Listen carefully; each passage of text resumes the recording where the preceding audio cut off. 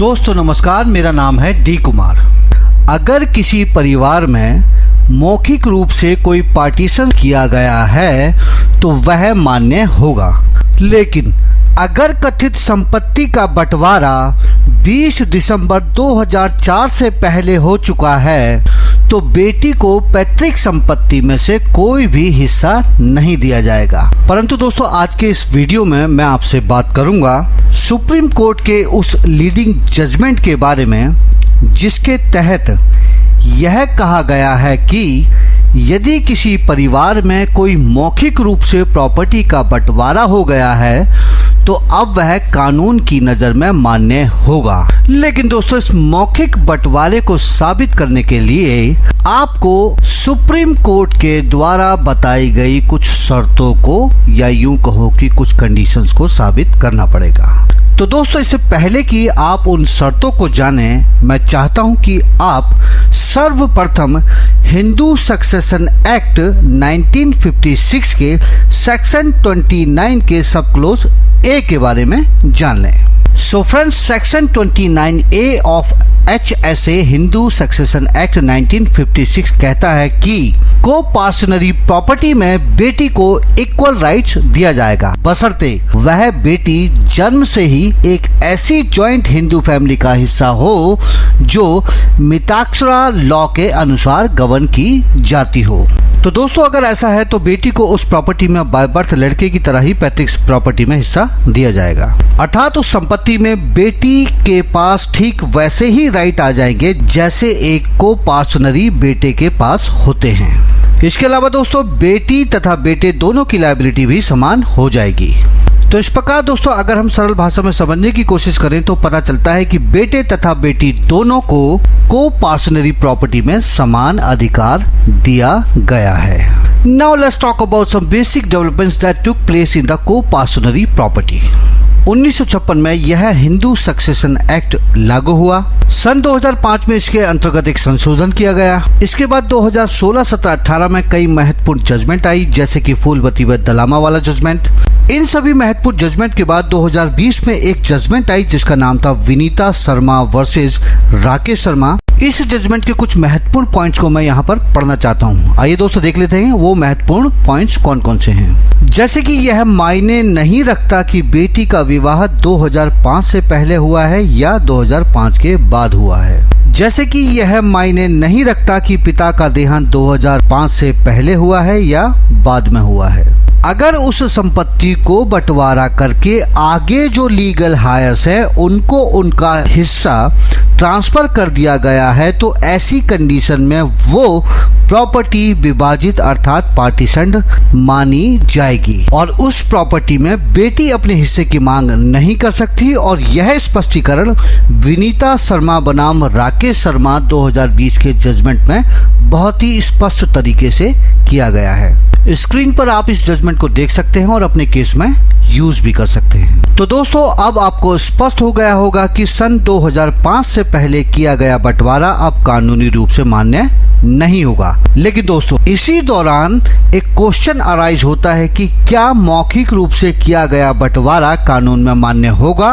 तो दोस्तों, इसका उत्तर है हाँ हाँ हाँ, अर्थात अब मौखिक रूप से किया गया बंटवारा भी कानूनी रूप से मान्य होगा। लेकिन किंतु परंतु आपके पास इस मौखिक बंटवारे को साबित करने के लिए पब्लिक डॉक्यूमेंट्स होने चाहिए, अर्थात ऑनरेबल सुप्रीम कोर्ट का कहना है कि यदि आप मौखिक रूप से किए गए बंटवारे को साबित करना चाहते हैं तो आपको कोर्ट के समक्ष पब्लिक डॉक्यूमेंट्स को प्रोड्यूस करना पड़ेगा।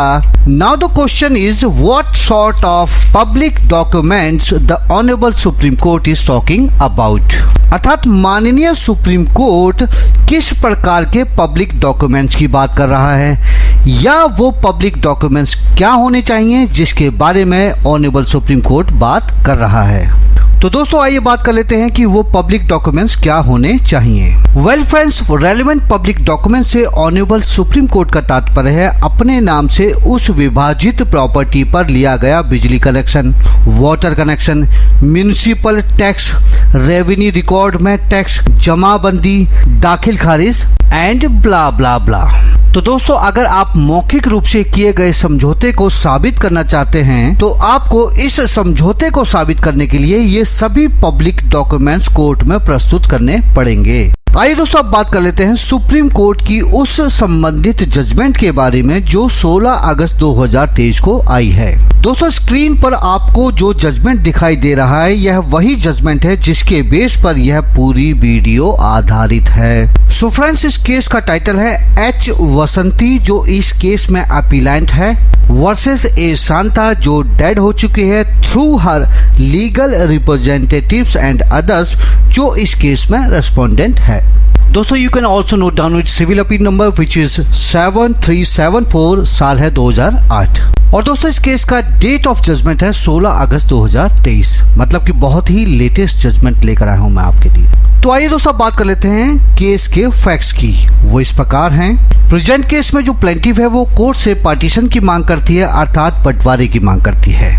यहाँ प्लेंटिफ का कहना है कि हमारी एक को पार्सनरी प्रॉपर्टी है, अर्थात एक ऐसी प्रॉपर्टी जिसमें सभी को पार्सनर्स अर्थात हम वारिसों का अधिकार होता है, और मैं चाहती हूँ कि इस को पार्सनरी प्रॉपर्टी का बंटवारा किया जाए, क्योंकि सेक्शन 29 का सब क्लोज ए उसको भी एक बेटे के समान इक्वल को पार्सनरी का अधिकार देता है। और यदि उस को पार्सनरी प्रॉपर्टी का पहले कोई बंटवारा नहीं भी हुआ है तब भी बेटे को जो एक को पार्टनर के रूप में हिस्सा मिलता है या मिलने वाला है, ठीक उसी प्रकार मुझे अर्थात प्लेंटिफ को भी मिलना चाहिए। तो इस प्रकार इस प्रॉपर्टी का बंटवारा हिंदू सक्सेशन एक्ट के सेक्शन 29 के सब क्लोज ए के अनुसार करवाया जाना चाहिए। यह है प्लेंटिफ का कहना सुप्रीम कोर्ट के इस जजमेंट में। अब इस केस में ऑब्जेक्शन रेज करते हुए डिफेंडेंट कहता है कि यह प्रॉपर्टी तो पहले ही विभाजित की जा चुकी है, मतलब हम लोगों ने इस प्रॉपर्टी का पहले ही बंटवारा कर लिया है और इस बंटवारे के आधार पर ही सभी को उनका हिस्सा दिया जा चुका है मिलॉर्ड। इसलिए लॉर्डशिप इस प्रॉपर्टी का बंटवारा दोबारा नहीं किया जा सकता। और लॉर्डशिप प्लेंटिफ के इस बंटवारे के क्लेम को सबसे पहले ट्रायल कोर्ट के द्वारा डिसमिस किया गया। इसके बाद प्लेंटिफ के इस क्लेम को हाई कोर्ट के द्वारा डिसमिस किया गया। यहाँ पर ऑनरेबल हाई कोर्ट ने कहा कि जिस प्रॉपर्टी का पहले ही बंटवारा किया जा चुका है उसका दोबारा बंटवारा नहीं किया जा सकता, भले ही हिंदू सक्सेशन एक्ट के सेक्शन 29 के सब क्लोज ए का हवाला दिया जाए। अब दोस्तों, सुप्रीम कोर्ट के समक्ष जो सबसे बड़ा प्रश्न उभर कर सामने आया वो था कि क्या इस प्रकार के को पार्सनरी राइट संपत्ति के बंटवारे करने का भी अधिकार देते हैं। तो दोस्तों, इस क्वेश्चन को ध्यान में रखते हुए ऑनरेबल सुप्रीम कोर्ट ने कहा कि केवल पार्शियल पार्टीशन करने के लिए या पहली कोई संपत्ति जिसका मौखिक रूप से फैमिली सेटलमेंट के तहत बंटवारा किया जा चुका है वो बंटवारा भी सुप्रीम कोर्ट में समान रूप से कानूनी वैध माना जाएगा, अर्थात लीगली एक्सेप्टेबल माना जाएगा। तो कोई भी महिला यहाँ पर यह दावा नहीं कर सकती कि पहले का मौखिक बंटवारा या फैमिली सेटलमेंट है, इसलिए उसको स्वीकार्य नहीं माना जाना चाहिए, क्योंकि केवल स्टैम्प पेपर पर रजिस्टर्ड बंटवारा ही कानूनी रूप से मान्य नहीं होता। अगर इस प्रॉपर्टी का मौखिक बंटवारा किया जा चुका है, फैमिली सेटलमेंट के द्वारा किया गया बंटवारा है, तो वह भी कानूनी रूप से वैध माना जाएगा। और यदि कोई महिला यह दावा करती है कि पहले जो बंटवारा किया गया था वो पार्शियल था, अर्थात उस कथित संपत्ति का पूरी तरह बंटवारा नहीं हुआ था, वह सिर्फ कुछ हिस्से का ही था, या फिर यदि कोई महिला यह दावा करती है कि मौखिक बंटवारा था, फैमिली सेटलमेंट के द्वारा किया गया बंटवारा था जो आज तक हुआ ही नहीं है, डिफेंडेंट झूठ बोलने के लिए इसको मौखिक बंटवारे का नाम ले रहे हैं या नाम ले रहा है, इसका एक फर्जी दस्तावेज बनवाकर एक फैमिली सेटलमेंट का नाम ले रहे हैं, तो यहाँ पर बर्डन ऑफ प्रूफ उसी महिला के ऊपर आएगा जो यह क्लेम कर रही है कि यह एक को पार्सनरी प्रॉपर्टी है, इसका किसी भी प्रकार का कोई बंटवारा नहीं हुआ है, इसलिए इस प्रॉपर्टी का बंटवारा करते हुए हमें बराबर का अधिकार दिया जाए या मुझे बराबर का अधिकार दिया जाए। तो दोस्तों, ऑनरेबल सुप्रीम कोर्ट ने कहा कि ऐसा नहीं है कि केवल रजिस्टर्ड दस्तावेज का बंटवारा ही मान्य हो। ऑरल पार्टीशन अर्थात मौखिक रूप से किया गया बंटवारा और फैमिली सेटलमेंट के तहत किया गया पार्टीशन भी कोर्ट में स्वीकार्य या स्वीकार योग्य माना जाएगा। तो दोस्तों, अब आपको स्पष्ट हो जाना चाहिए कि ऑरल अर्थात मौखिक रूप से किया गया बंटवारा भी कानूनी रूप से वैध माना जाएगा। लेकिन दोस्तों विनीता शर्मा बनाम राकेश शर्मा में बताए गए बंटवारा साबित करने के तरीकों को भी ध्यान में रखना चाहिए। अर्थात यदि मौखिक बंटवारा है तो आपको इसे साबित करने के लिए कोर्ट के समक्ष पब्लिक डॉक्यूमेंट्स को भी प्रस्तुत करना होगा। इन डॉक्यूमेंट्स के अभाव में आप विभाजित प्रॉपर्टी पर कोई भी किसी भी प्रकार का दावा नहीं कर सकते। तो अपनी strong standing in future you must have these documents. और यदि आपने फैमिली सेटलमेंट के द्वारा बंटवारा किया है तो ऑनरेबल सुप्रीम कोर्ट का कहना है कि मेमोरेंडम को भी रजिस्टर करवाना अनिवार्य नहीं है। अर्थात परिवार में किया गया लिखित बंटवारा भी रजिस्टर करवाने की जरूरत नहीं है, बस उसको आप मेमोरेंडम के तौर पर उतारें, न कि एट ए टाइम पार्टीशन की तरह। Now let's talk about the third point।